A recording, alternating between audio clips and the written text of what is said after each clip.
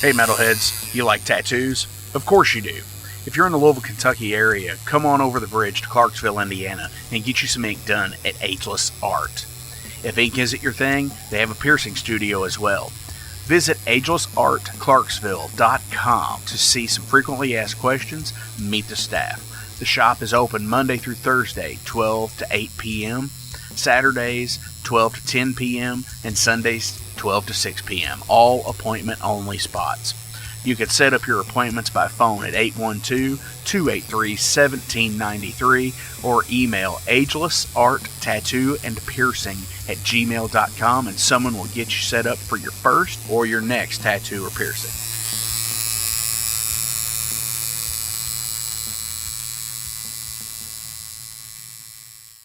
Welcome to the night.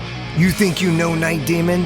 Then the Night Demon Heavy Metal Podcast is for you. Step into the darkness as we peel back the curtain to give you an unprecedented, all-access look into the mind and the heart of the demon.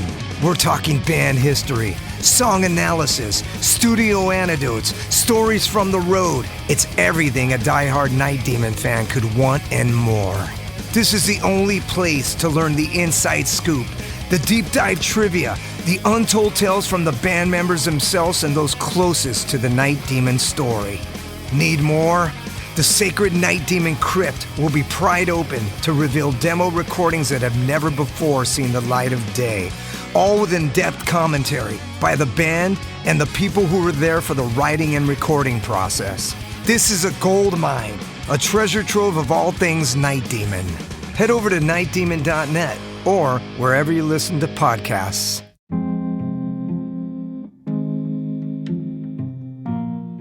What's up, Metal Forge fans? This is Alan Bishop, the alchemist of Indiana's Black Forest and head distiller at Spirits of French Lick. Do you find yourself drawn to the unexplained, fascinated by the Fortean, or enchanted by the paranormal? If the things that go bump in the night resonate in your mind, then tune into my brand new podcast, If You Have Ghosts, You Have Everything. Featuring first-hand accounts, collected stories, interviews, history, and speculation related to all things not of this world. Available now on Anchor, Spotify, Google, Amazon, and more. Sit back, relax, and remember, if you have ghosts, you have everything.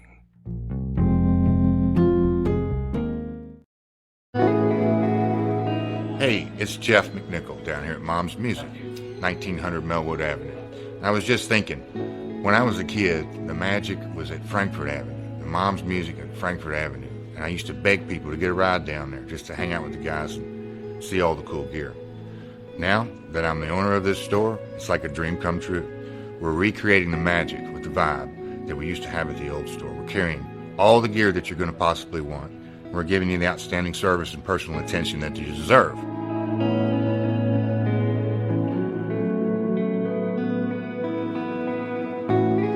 Yeah, so we've got the great guitar shop here. We're carrying USA Fender, USA Gibson, Paul Reed Smith, Gretsch, Jackson, Charvel, anything you could possibly want, we're going to have it for you.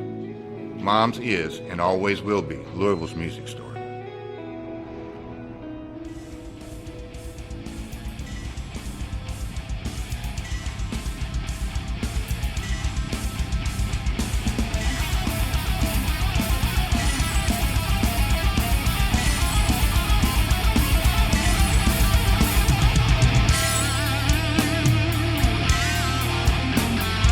Thank you for tuning into the Metal Forge. I am Mark Jackson and I'm your host. The premise of the show is pretty simple. Awesome interviews and awesome music. If you want to contact me, hit me up at metalforgeradio@gmail.com or visit the website metalforgeradio.com. And now let's get this show on the road. What is going on, metalheads, hashers, defenders of the faith? Today is our lesson in the ultra-violence. No, not really. What is going on, everybody? Thank you all for tuning into this week's episode of the Metal Forge. This week, I have the band Midnite Hellion. You've seen them on tour with Anvil the last couple of months. Holy shit, what a long tour it was. But before we talk to those guys, we have Jason coming back this week from the Heavy Metal Wasteland to talk about MEGADETH. Yeah. So, yeah, I'm going to keep this short and sweet. I'm going to kind of do a little bit of a show review here really fast for you. Wednesday night, Athena and I, Metal Mischief Athena, went to Exodus, Death Angel, and a band from E-Town, Kentucky called Sinistrum. Sinistrum's first show, they blew it the fuck away. Be looking for those guys to come on here pretty soon, because they kick ass. And like Exodus and Death Angel, holy shit, they have only gotten better every single time I have seen them. It's like, I don't know what it is, because like, it's the indoctrination deal. That's like they're who they are. And it's like every time I see them, it's like something completely different. It blows me away. I can't explain it, but super rad stuff. So if you've been following the Bay Strikes Back tour, it's been going on for quite some time. There was a little bit of time off in the summer, but now they're starting to do some one-off shows on the tour as well before going to Europe for the remainder of the year. And this was really cool because headliners in Louisville, it's a small, intimate place. If you've ever been there, you know what I'm talking about. Every town, I think, has one. Any city that has like a mid-size place that, holds about 500-600 people or whatever.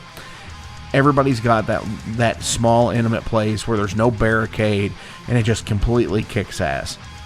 But I'm going to run down this set list for the Exodus set. And it was completely insane because, like, obviously they're still touring Persona Non Grata, but, they also play a lot of stuff from Bonded by Blood and everything like that. But, like, this show was a little bit different because they played, something from Impact is Imminent, something from Exhibit A, the Atrocity Exhibition. That's pretty cool to get, like, the weird, like, one-off songs because it's not like an actual... They don't have to fit a time frame, when they're opening up for Testament or whatever. But obviously they start the show with The Beatings Will Continue Until Morale Improves. Super cool. A Lesson in Violence, Blood In, Blood Out. Then they jump to Iconoclasm, which is, wow, that's like an off the beaten, they don't play that a lot. The Years of Death and Dying, Death Amphetamine, Blacklist, I absolutely love seeing live. It's like the whole crowd gets into that song, and it's so fun to watch and to sing along to. Piranha, Only Death Decides, Prescribing Horror. To me, that is like a standout track on Persona. I love that. I love that song, and it's just got this cool groove that it's so rad. So seriously, check that one out.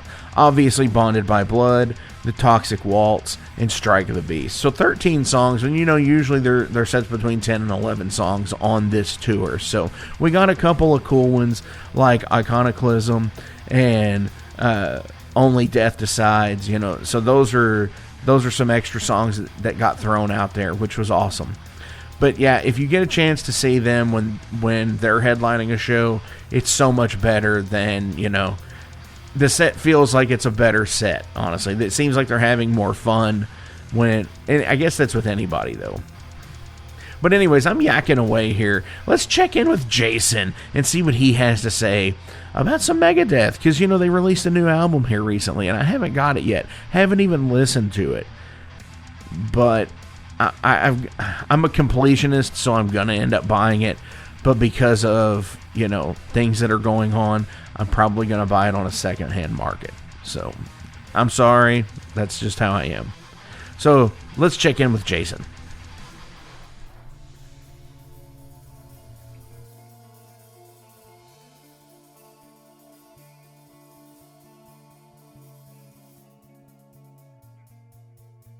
Hey everybody, welcome back to the Wasteland.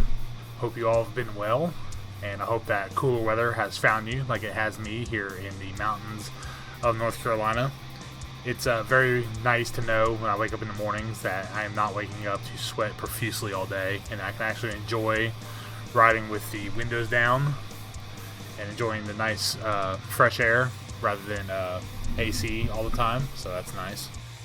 But enough about the weather and my personal preferences. I'm here to talk about the new Megadeth album, The Sick, the Dying, and the Dead. I was actually surprised that this is album number 16. Most of the time when I think Megadeth, it's the first three, the lineup involving Marty Friedman and Nick Menza, which, you know, thinking back, that's like, in that era is like 30 years old or near it. It's pretty hard to believe. But also there's a couple albums in the early 2010s. Then obviously the comeback album, Dystopia, and now the new one, Sick, the Dying, and the Dead, which has grown on me quite a bit since I got it last week. So I have a couple complaints about it, but I will start with the positives first. The riffs, the solos, the drumming, the bass, the tones, the production is all stellar stuff. It's like a masterclass in thrash riffing. Obviously, we know that the drama that involved David Ellison being kicked out of the band for some hands-on activities that was later came out to be between two consenting adults. So maybe kicking him out of the band over it was a little harsh, but again, nobody except for who's in the band is on the inside with these things. So I don't want to judge too hard about the situation, so I really don't know what the inner turmoil was. But enough about that.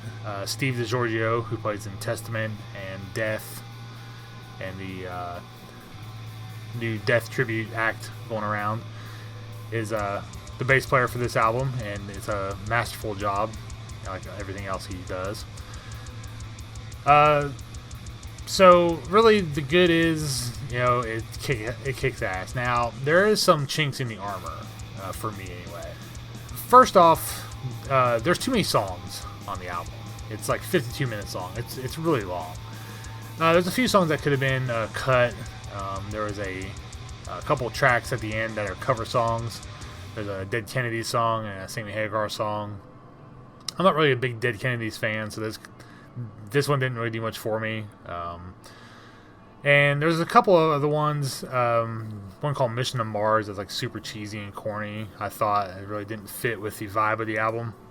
And another one called Junkie, which I really didn't care for. But all the rest is pretty stellar stuff. So another complaint I have is some of the lyric choices Dave Mustaine makes in this album. Not all of it's bad. There's some really good vocal melodies that I enjoyed. For the most part, the lyrics are pretty cool. I enjoy snarky Dave Mustaine more than I do singing Dave Mustaine in a way. So that's my preference on his singing styles. But man, like the lyrics that I really didn't like, or just the vocal or the lyric choices that he tried to sing, and some of them I really questioned on some songs. For instance, the title track, The Sick, the Dying, and the Dead. There's some weird filler stuff he throws in that really doesn't fit. The next song, Life in Hell, he tries to cram in a phrase that has too many syllables for the line he's singing it on. Ice-T randomly shows up in one track and just kind of raps, which, like, when you think Megadeth, you don't really think rap, but that one kind of works for me after a while. But like when I first heard it, it was like, it really like, what is this? You know. But there's a couple other ones. I just, didn't do much for me, and could have been cut to save on time and been more all killer, no filler. But for the most part, this album is pretty damn solid. I mean, even the complaints I have, the songs are still kick-ass, except for the Mission to Mars one. Well, the last half of Mission to Mars is pretty good, but trying to get through it to the last half is a little agonizing. But songs like the title track is a really good song, except for some of the lyric choices. Life in Hell is a ripper. The next song with Ice-T on it, Night Stalkers, it's pretty badass. Kick-ass bass interlude in there, by the way. It really shows the full tone of the bass in that one part, which is some of the nastiest bass tone I've heard in quite a while. Dogs of Chernobyl. That's a pretty good mid-tempo heavy tune. And some other ones. I think there's a really new wave of British heavy metal inspired song called Celebutant. That's pretty good. I like a lot. Stuff like that. And of course the closing track, which was the first single, We'll Be Back, is I think it's their answer to the Spit Out the Bone track that Metallica put out on the last album. So if you're into Megadeth, I would highly recommend this album. If you haven't listened to it already, I would say you have if you're a Megadeth fan, or even if you're a casual fan, or just curious about what riffs they've got on the album.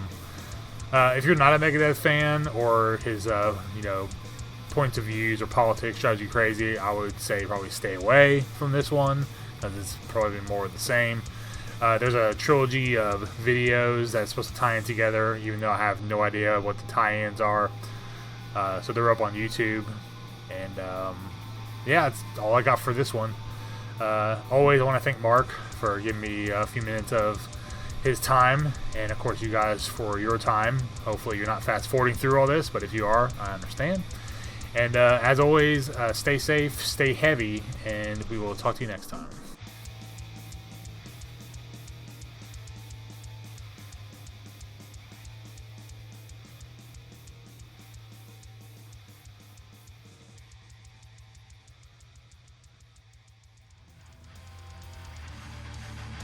Yeah, Jason, I think you hit it right on the head there about staying away if you're not into Dave's political stuff. Yeah, that's totally me in this juncture. I am definitely not like, oh gosh, I just can't do it right now. It's so toxic at this point. So we're going to do this. Since of the toxicity of all that, we're going to just rip it up. And that's what we're going to play from Midnite Hellion from the Condemned to Hell album, going back to the beginning. This is Rip It Up.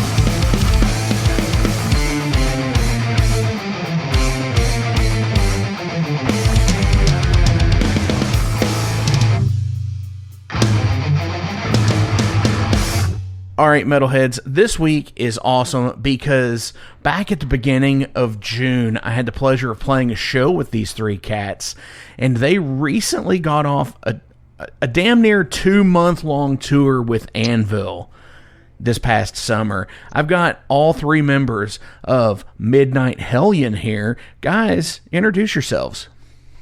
Hey, how you doing, man? I'm Drew Rizzo, the drummer. I'm Rich, bass and vocals. I'm Charles Kegler. I'm the lead guitarist. Dudes, what's going on? Well, we just finished rock and rolling a rehearsal. We never Really take time off because time is of the essence, you know? So we just finished this 2-month long tour with Anvil. It was a great time, man. Saw the entire country, coast to coast. We started up in Maine and in Chicago, went to all points, north, south, east, and west. And right now we're prepping up for our next adventures coming soon. Hell yeah. I did the math on it. We drove through, I think it was 34 states, played 27 of them. Good Lord, that's insane. That's like all what it was about back in the day. You know, you would get these 60-day tours and shit like that. And then think of like all the people that did 60 days and then were home for like a week and then they went back out on the road. Exactly. That's exactly what Anvil did. They went home for a week and did a Canadian run, then they go home for another week, and then they go to Europe for 2 months. See, that is insane. And, you know, they've been doing it for so long, it's like second nature to those guys. Exactly. And we're very fortunate that they were able to introduce us into their world like that, too. Take us along for the run and to go in full speed ahead, because this is our first time we've ever done touring of this nature to that extent. We've done some touring in the past, but not anything like this. Definitely. Yeah. Now, you guys actually had played with Anvil before this, back a few years ago. Actually, yes. Should I tell the story? Yes. Let's let Rich tell the story because it was most monumental for him. Yeah. So back in 2016, we played with Anvil at a local show. We were one of the openers. I had come in to play bass originally and had to step in on vocals. That was my first show on vocals too. Oh wow! So it was a little monumental for me because I'm sitting here. Oh geez, oh geez, oh geez. Oh hey Anvil. Oh geez, oh geez. Oh, geez. So that's going to be a night to remember for quite a while. And then all of a sudden, full circle, here we are. We were on tour with them, and there you go. Well, clearly you made an impression. Apparently. You know, to sit there and say, you know, well, 6 years later, I let me see if I can channel my inner lips voice here. It's like, well, you know, 6 years later, we're going to take you out on the road. No, I'm Hey, Lips, what are you doing on this call? Right. No. I mean, I always imagine, you know, I love Lips to death. He's a great dude. I always imagine about, you know, he sounds like Bret Hart. That's a good analogy. Yeah, he does. I mean, when I had him on the show back in 2020 or 2021, something like that, it was like last year, I believe. Here's me not knowing my own fucking, like, people that I've had on. When I was like, man, you know, if you just listen to him talk, he sounds like Bret in an interview. So it's like kind of, it comes full circle because I'm a wrestling fan. I'm an Anvil fan. They're both Canadian. Hell yeah.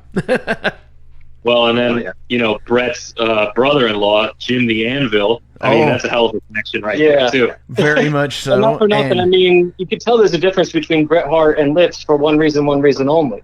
One of them wears sunglasses. Ah. That's right. Yeah, that's true.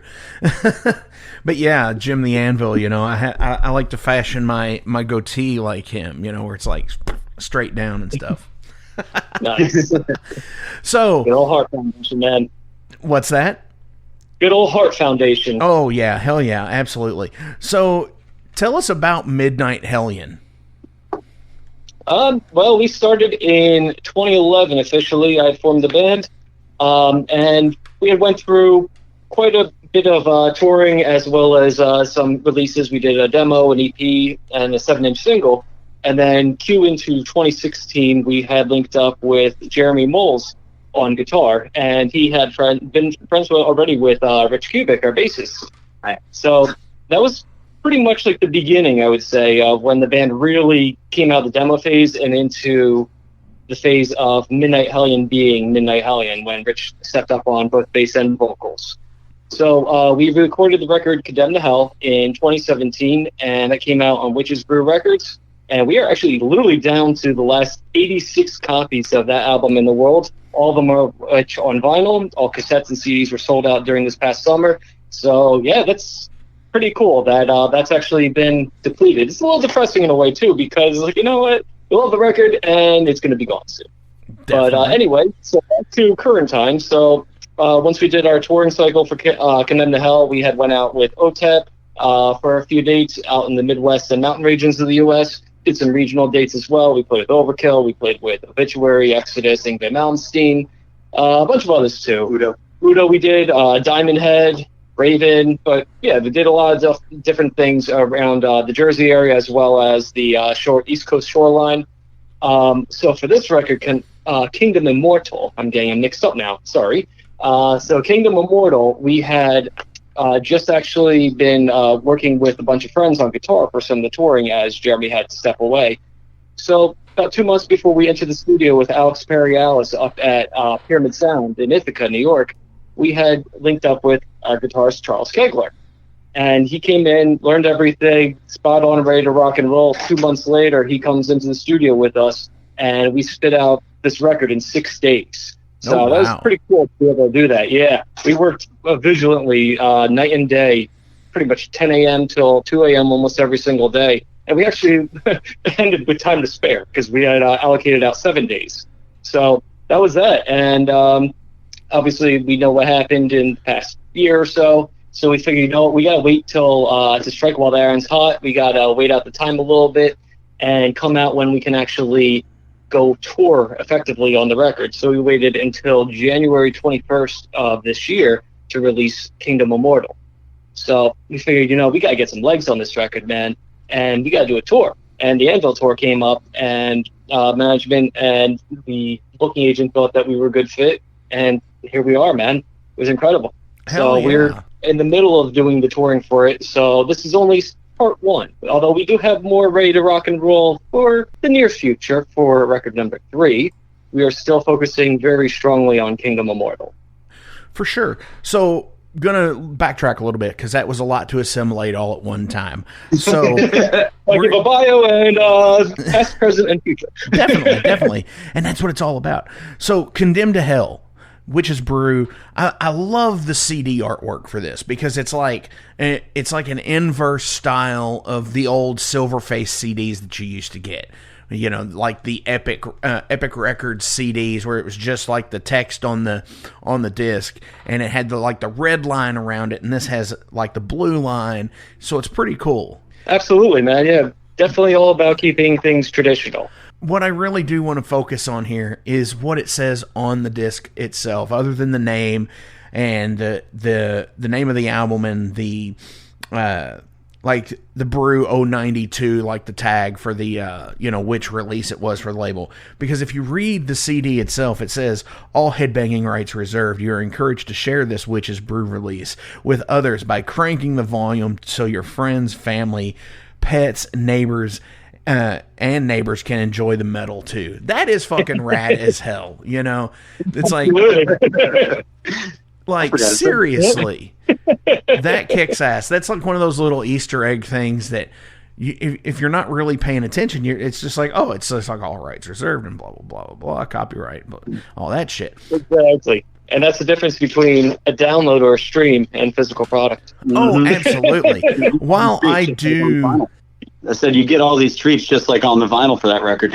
Hell yeah. And see, that's one of the things too, is like I am a hound for when it comes to my vinyl collection. I really got a limit because if I ever move, nobody likes to help move that stuff. So my CDs, they can fit all in about 25 boxes. So I still like to have a nice CD collection because, child of the 80s, 90s, and millennium era, that's how it is to me. So absolutely, totally agreed, man. I still have a huge collection of everything myself too. I never streamed, I never download, I only purchase. Definitely. And only physical medium. Well, I will stream. I don't stream typically. I will copy my CDs to my phone so I can have it on the go, so I'm not carrying a giant CD book with me. Yeah, and that's why I got an iPod too, especially to preserve the CDs because the car CD players sometimes scratch them. Oh, absolutely. And I'm not forking out about $1,500 for a resurfacer. No, not worth it.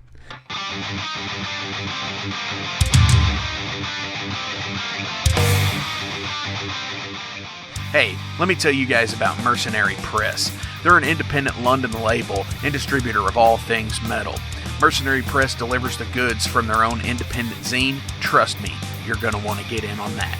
To distributing various bands from all over the world, including Cramp from Spain and Sadistic Force from Texas. Visit mercenarypress.bigcartel.com to find out what all they have in stock and what you can order. And for Metal Forge listeners, enter code MetalForge to receive a discount on your total purchase at mercenarypress.bigcartel.com. Check it out now.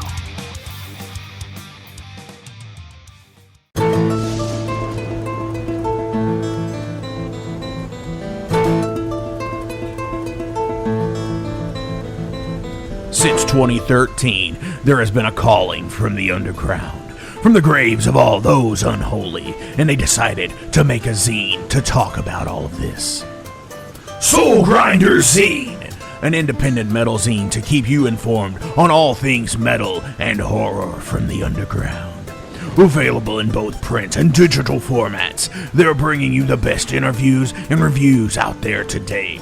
Not only do they do the zine, but they also do compilation CDs. Check them out at facebook.com/soulgrinder.zine and start your subscription now.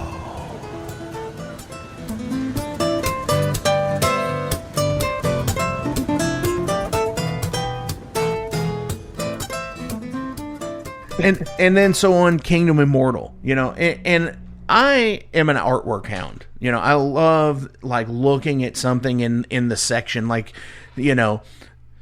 I like going to the miscellaneous sections of the record store, like the miscellaneous M's and N's and all of this stuff, especially in the metal section, because there are so many bands out there that if you're going to go through, you're going to see your typical Metallica's, Motorheads, Merciful Fates, etc. in the M section. But when you get to something like you guys, so what I'm saying here is I totally would probably purchase this sound unheard based on the artwork alone. Thank you. That means a lot, man. Sweet. So can you tell us about the artwork for just go through the beginning, from Condemned to Hell to Kingdom Immortal? Well, basically, long and short is our mascot Sebastian is a werewolf, and he's been making appearances all over the world and underworld. And for Condemned to Hell, he had been taking over Karen's boat. So that was the main theme of that, with the underworld and everything going on there. For Kingdom Immortal, we found him at Mount Olympus. So he was basically immortalizing everybody that was coming up to the altar of the king, basically. So really the title name behind it, too, is kind of like, when musicians die, or anybody, but this was kind of like the basis behind the thought on it. When musicians die, the music lives forever, but where do they go? They're immortalized. And Definitely. They go to Kingdom Immortal to be immortalized, So it's kind of like a tribute, if you will, to everyone that we've grown up with that's no longer with us, in that sense, in terms of the title. Regarding the artwork itself, that was actually hooked up with Fastner and Larson, Steve Fastner and Richard Larson, who have done quite a few album covers in the 80s, especially. They're more known for comic books and the graphic novels. They did a stellar job, man. I cannot say enough about what they've done for us on that record. And we're looking forward to working with them again very soon. So keep your eyes peeled out for some more artwork coming, collaborations with them. Hell yeah. It looks like Rich Larson has done something, Intruder Psycho Savant back in the day, back in the early 90s. And yep. let's see what Steve Fastner's done before. He's got some Intruder, he's got Overkill. So hell yeah.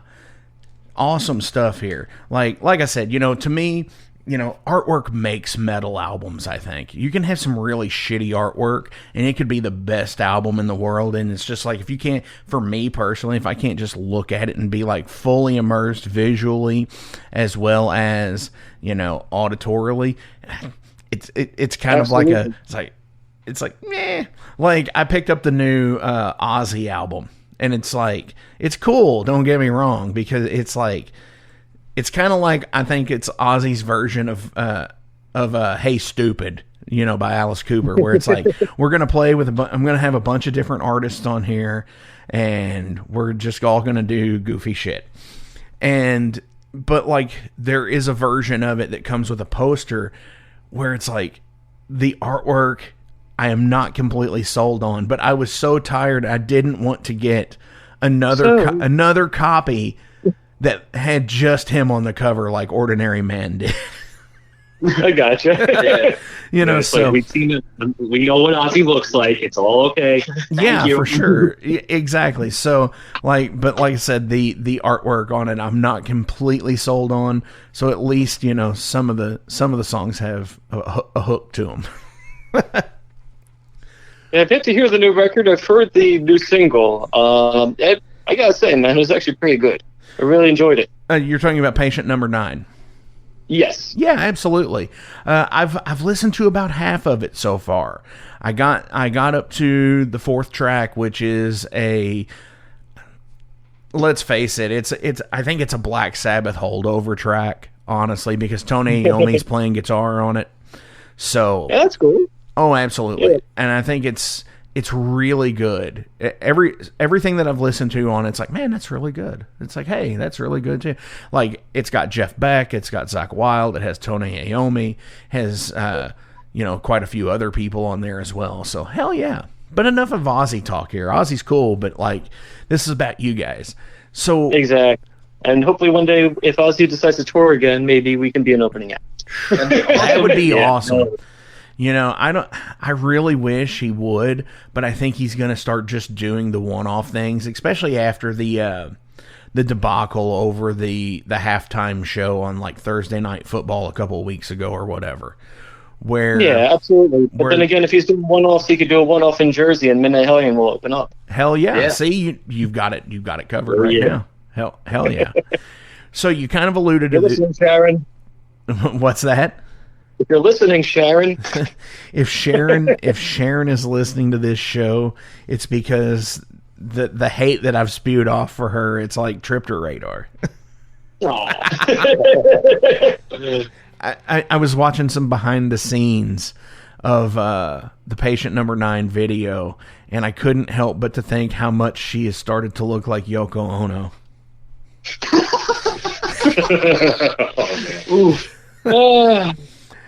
I don't know. I'm just going to leave that right there.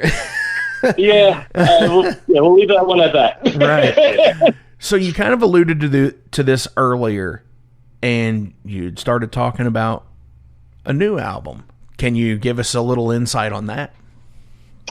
So far, it's just in the writing session phase with it. In the past, it's always been Rich and me taking care of all the writing. Like, we'll get together on guitars, have a writing session, all that good stuff, and plug it in to Guitar Pro from there, arrange it, and take it live with the band. We actually started working with Charles on it prior to the Anvil tour, so we got him involved in the writing sessions. So at this point, we have some coming up, too, that we're going to be working on. So we're working on the new album simultaneously while promoting Kingdom Immortal. Okay. So hell yeah. Sooner than later, it's going to be coming out. So it'll be just a matter of time. But we got to finish up this tour cycle first before we get everything rocking with record number 3. Definitely. So in the writing process for you guys, you said that it was usually you and Rich doing it, and now you've incorporated Charles into it. Now, are you both multi-instrumentalists? Can you both play like guitar? Oh, yes. Yes, I'm actually literally, Rich and I will sit down with just guitars only and do it like that. Awesome. And obviously now with Charles, too, he'll be here with guitar. Yeah. Hell yeah. Yeah, so yeah, we're just, we all pretty much play the guitar fairly well into the sense of being able to write on. I'd say Charles is the only one out of the 3 of us that can actually play live on guitar. Yeah. For sure. I get that. Good thing, too. That's my job. Good thing. Well, I can play guitar to a degree. Like at home, I can play and I can write rhythms and stuff on guitar. I've tried to do it live, and I fucking suck live on guitar. That's why I'm a bass player. So yeah, I totally get the only guy who has the qualifications to do it live. Yeah, I totally get that. For me, it kind of helps because I basically play my bass like a guitar, except a lot more physically. Right. But it lends itself really well to rhythm guitar writing, and every now and again I'll come up with a lead idea in my head and then hum it out, and Charles will come in and go, "Oh, this is what you actually want." Yes.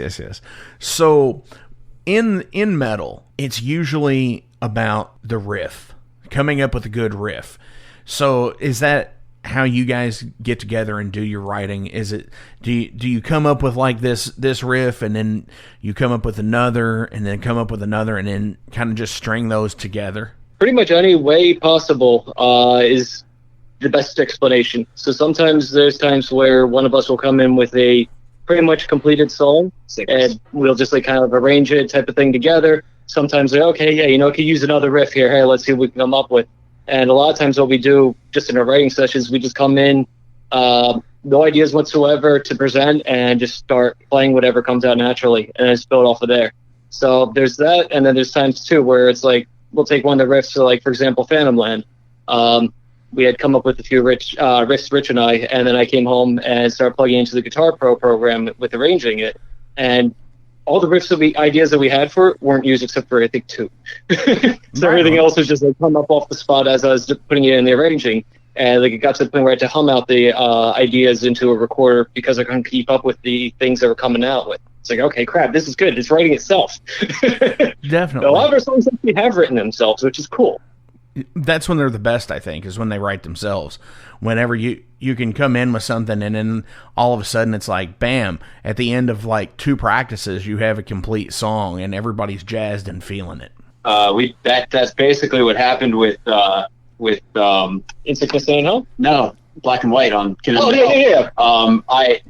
When I came in to step in on bass, I was sent a rehearsal tape just to get the tempos down, and they had jammed on the prototype for Black and White. And I'm like, okay, that's another song. I didn't know about it, but I'll learn it. I'll come up with something for it. And I came in and said, what about that other one? What other one? The one in between these two. That. That's not even a song yet, dude. Oh, shit, I wrote something. Like, well, so you came in writing. Hell yeah. I mean, it's a great way, I think, I always like to inform everybody on how it's done. And like, because everybody has their own way of doing things.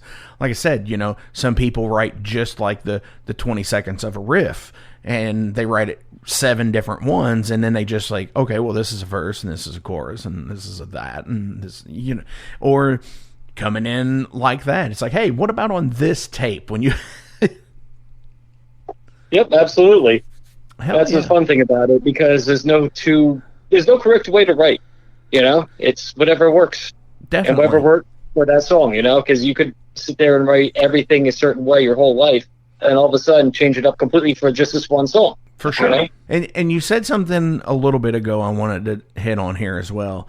When you went into the recording of Kingdom Immortal, you were there, you were like at breakneck speed getting it done. You had booked 7 days, and you were there from like 10A to 2A. And yep, absolutely. To me, I love sessions like that. I love like 12, 14-hour block sessions to where you just go in, you hammer it the hell out, and you get in and get out. It was perfect for us, too, because we physically lived in the studio. Because Ithaca, New York is about 5 hours away from us, so we had no distractions whatsoever. All we had to do was go there and make some metal. Definitely. So it was a really cool experience, and we've all wanted to do that in the past and never had the opportunity to do it just based on the logistics of everything. Like the studio we were in prior to that did not have the ability to accommodate something like that just due to sound ordinances and everything. Oh, so sure. we were only able to do like 4 or 5 hours a day at most, So we can actually go in and focus 100% and get multiple songs done in a single day. Cool. Yeah, and it really helped capture the energy of it. Yeah, too. exactly. Right. And that's really what it is, especially, you listen to albums like Pyromania, the Black Album, anything that Mutt Lange has touched, for example, like for those about to rock, any like major label deal album from like especially the early to late 80s to 90s and such. And it's trying to think about this and say it at the same time. It's interesting because most of those albums, those guys spend a year in the studio on. And it's like, I could not imagine spending a year recording something. Yeah, I mean, if you have the time and the means financially, great. More power to you to be able to do it like that. But I think a lot of that, too, is when they go in with a completely blank slate. And they just write everything in the studio, too. Like, I know, for example, Metallica, that's what they did for the Black Album. That's why it took a year to finish it up. Yeah, but, I think they collected demo tapes from everybody, and then they went in, like Lars and James went into the studio and cut the demo tapes, and then they said, "Okay, well, this is what we're gonna do." Yeah. So yeah, but still, for me, I'm an impatient guy when it comes to that stuff, and I'd be like, "No, got to get this shit done now." Yeah. I'm proud of the experience in Ithaca, man. I would have said the exact same thing, but after working with Alex on this record, like, I love playing live, but I'm really liking spending more time in the studio. Hell yeah. Hell yeah. Well, here's looking up to a third album coming hopefully within the next year. Absolutely, man. Hell yeah, absolutely. How busy Kingdom Immortal will be keeping us in 2023. That will ultimately determine when we're able to get back up into Ithaca. Definitely. Oh, so you're planning on going back to the same studio? Absolutely, yep. Hell Already yeah. been speaking with Alex about that, and he's just waiting for us. So Hell come yeah, on, guys. Let's get back up. Hell yeah, that's awesome. I'm ready to rock. Definitely. Kicking ass and taking names at that point, right? Indeed. Hey, Metalheads, it's with great pleasure I get to tell you guys about a new sponsor to the Metal Forge, Ageless Art, New Albany. After 20 years of owning and operating Ageless Art in Clarksville, Indiana, Phil Garrett had a vision for a new type of tattoo studio. Something that is clean and modern, sleek, refined, inviting. And he's done just that with Ageless Art in New Albany. You can find it at 2736 Charlestown Road, New Albany, Indiana, 47150. Business hours are Monday through Saturday, 11 a.m. to 7 p.m. Sundays are 12 to 6. All sessions are appointment only, so give them a call and go get you some new ink. Or if it's your first time, go get your first one, baby.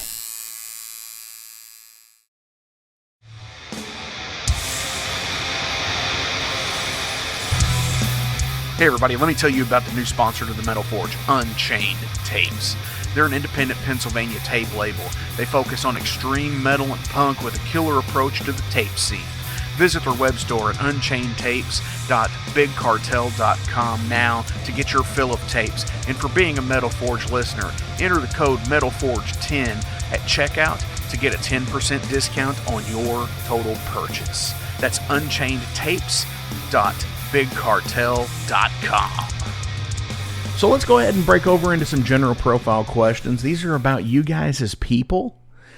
It could be music related, mostly just life related questions. Okay. All right. Fire away. What do you got? What is something you don't mind sharing with other people? Music. Opinions. VD. Listen, one time, and you got to bring it up right here in front of all these people. Unbelievable. Jeez, wow. So music, opinions, and VD. Yep. So I mean, pretty much they all go, hand in hand, I guess, if you want to say it that way. That's And the best part is all of us answered for somebody else, so you don't know whose answer is whose. right. Exactly. I almost don't even want to know at that point. It's like, especially after just coming off a tour with Anvil. Yeah, I don't want to know either. What is something coming up in your life that you're excited about? My cousin's wedding's coming up. I'm pretty excited about that. I'm the best man in a wedding at the end of the month. Oh, wow. Rocking again. That We actually have one more show coming up for this year, man. It hasn't been announced yet, but it will be soon. It's just going to be a Jersey show, so it'll be nice to play our home state again. So really looking forward to doing that. Hell yeah, that's awesome. This one's an interesting one. If you swapped genders for a day, how would you spend it? Oh man, in the mirror probably. Shopping. oh Yeah, that's a good answer. That's a good answer. Yeah, there you go. answer. There's a valid answer. Probably sit there playing bass and video games. Nothing would change. Nothing would change. Hell yeah. So shopping in the mirror and nothing would change. Indeed. You asked to. Because the best part about shopping is you spend a lot of that time in the mirror. That's right. You're doubling up. Save. See, There this you is go. this is another case. You don't know. What were you thinking anyway? What was I thinking? Mirror, mirror on the wall. You know? Exactly. Who's the fairest of them all? You don't know. Right turn at the end of Mirror Mirror. What is your favorite vintage item? Ooh. Hey, what are we considering vintage? Yeah. I would say anything over 40 years old. I would have to say my Kiss pinball machine signed by Ace Frehley. Nice. Yeah, that is a nice one. That is awesome. Did he come over and sign it, or did you have to take a piece of it and sign it? Well, actually, it's the cabinet that's signed, and it gets cooler than that, too, because not only is it signed by Ace, it was signed to Johnny and Marcia Zazzola. Oh. It was actually their Kiss pinball machine, and he signed it for them when he was on Megaforce. Oh, wow. That's So I acquired fucking it from the rad. Zazzola family when they moved from Pennsylvania to Florida. So it's even more special now that both Marcia and Johnny are no longer with us. Right. So that's actually something that's a really, really prized piece of my collection that both my fiance and I have. Dude, that is rad. That's probably one of the coolest answers I've ever heard. Well, thank you. If you guys want to piggyback on that answer, since you both saw it. Well, I mean, I got nothing that can compete with that, but I have a Aria Les Paul from like a Les Paul copy from like 1976, and I would say like in terms of a more vintage thing that I have, that's my prize. Like that would be my prize. It's just a really nice guitar. Hell yeah. I only own one thing that's over 40 years old, and it's my Atari 2600. So that would be the only answer I can give right now. But that's pretty rad. It is, and it's one of the wood grain ones, so it's actually got the look. It's a shame I can't play it on any of these new TVs, but it's got the look. But well, I guess my Nintendo. No, wait, no, that's an 80s one. Yeah, it's not 40 years. It's not 40. Nope, not yet. Not yet. It's close. No, it's not. But when Nintendo is 40, I will be older than 40. Right. So, but the one thing I want is a 76 Super Bass. Oh yeah. Nice. Hell yeah. I want one. I will eventually own one, but it's a matter of getting $4,000 to get one. Right. You know, Somebody has a rummage sale. what is one surefire way to grab your attention? Riffs. Yes. It's true. Hug, low rip. I'm just like I'm really just a caveman when it comes down to it. With a heavy metal caveman, just like, oh, me here, riff, good. Oh yes, me bang head, you know. So, Fire bad. No. fire bad, riff good. Yeah, exactly. Extra bad. No. Exactly.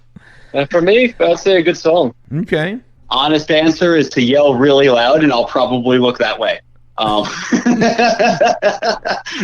Definitely. So, I mean, and that could be applied to the music Literally. as well. Yell really loud.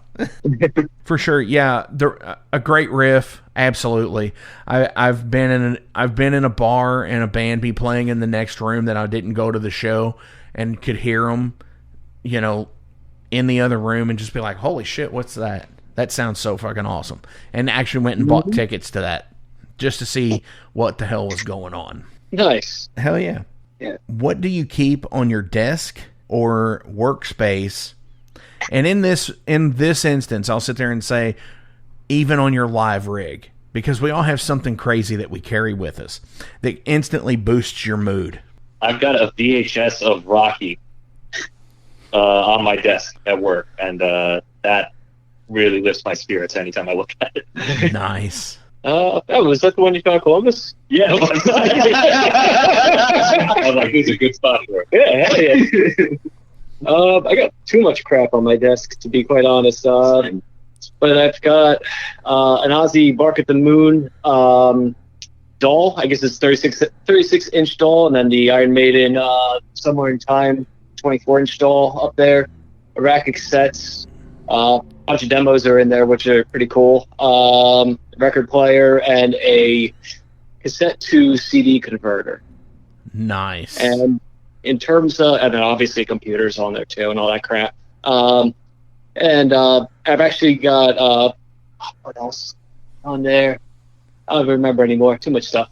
In terms of live rig, a towel. Okay. I guess that would be the craziest thing that I could think of that I have is a towel. Definitely. I've seen people carry weird shit on their live rig and they're like right in their case and shit like that.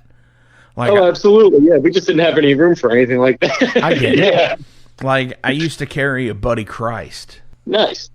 Oh, that's awesome. Tying it back to Jersey, see? Hell yeah. What about you, Mr. Rich? In terms of computer, I've got a ton of stuff on the desk, but a couple of things that I look at and I just go, then, hey, that's nice.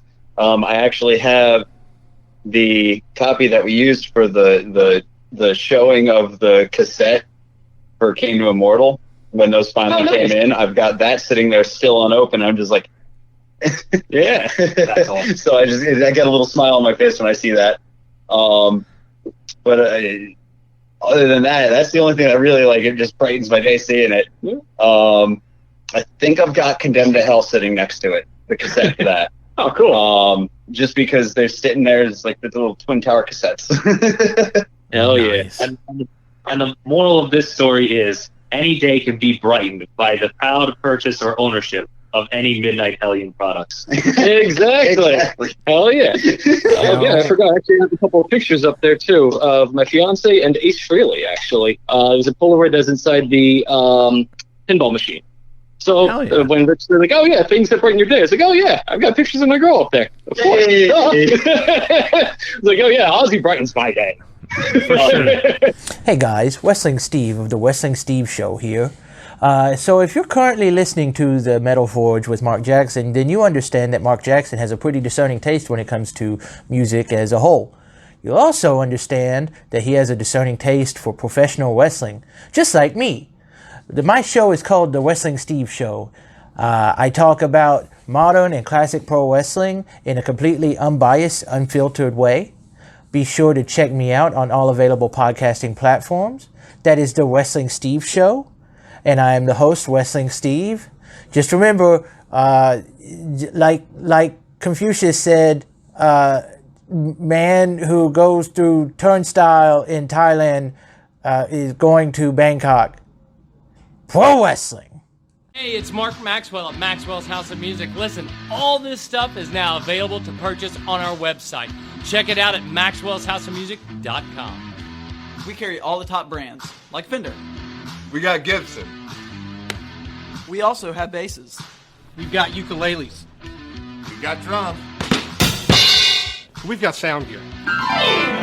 We've got keyboards.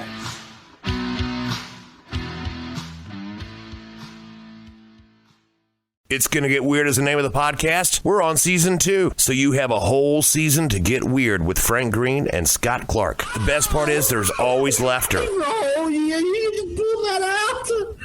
We have national touring comedians, NFL stars, rock stars, your local friends. It always gets weird. Weird answers. Have y'all ever snorted coke off of a 78 Pinto? No? You ain't no man.